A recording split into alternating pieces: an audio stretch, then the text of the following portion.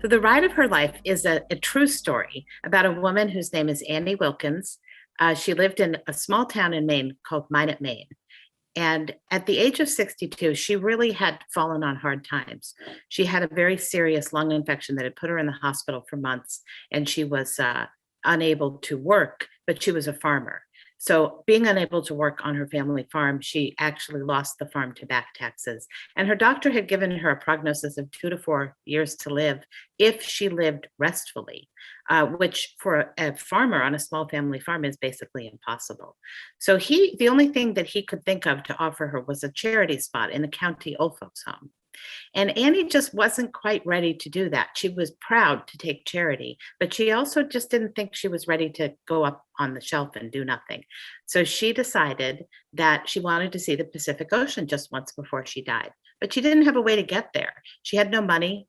She had no car. She didn't have money for a plane ticket or a bus ticket or anything like that. And so she got this idea, maybe she could ride a horse. She took the last of her money and spent it on an old racehorse named Tarzan, took her little dog, and headed out for Minot, Maine in November, hoping to beat the snow.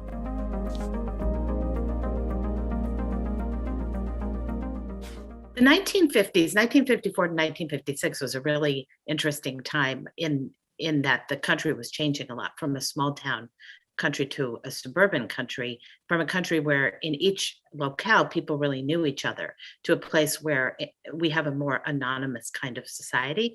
And so I think that there were factors about the 1950s that may have made her journey easier. There was a high degree of social trust that allowed more people to kind of interact with their fellow Americans with a kind of assumption of amicableness, that if you met a stranger, that they would be somebody that perhaps you might be willing to be friendly to. At the same time, though, I think it's really important to remember that during that time period, African Americans did not have freedom of movement in our country, particularly across the American South, but really in the entire country. And this is an area that has been the subject of a lot of recent scholarship, talking about how the coming of the car and the interstate in some ways gave African Americans increasing freedom, but also they were facing a lot of burdens that white people didn't face. Annie was a white woman. And so I think for her, it's easy to say, oh, the 1950s were so great and everybody was so nice then. And that is not the message I want people to take from this book. The 1950s were different. And I'd like to shine a light on that time so that we can think about, who we were then and why we've become who we were now. That being said, do I think somebody could ride their horse across the country in 2021? I do. I think they could. I think people try, and I think some people actually succeed. So I still think that Annie's America is there. I'm kind of an optimist, but I believe it.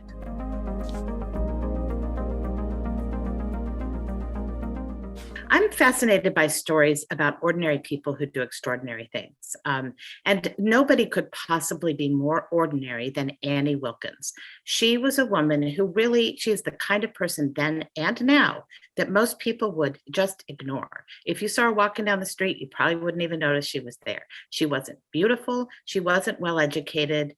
She wasn't rich. She wasn't anything really. She was just a woman.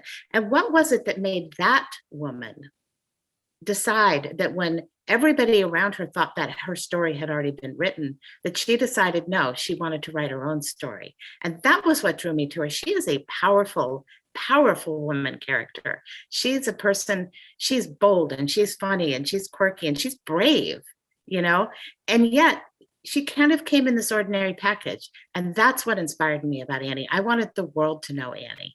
And I feel like people like Annie don't get books of their own that often. I think we all want to read about them because in our hearts, we're all kind of ordinary, most of us. And we'd like to know what power you need to suddenly have the courage to do whatever the thing is that you dream of doing, that perhaps something's holding you back.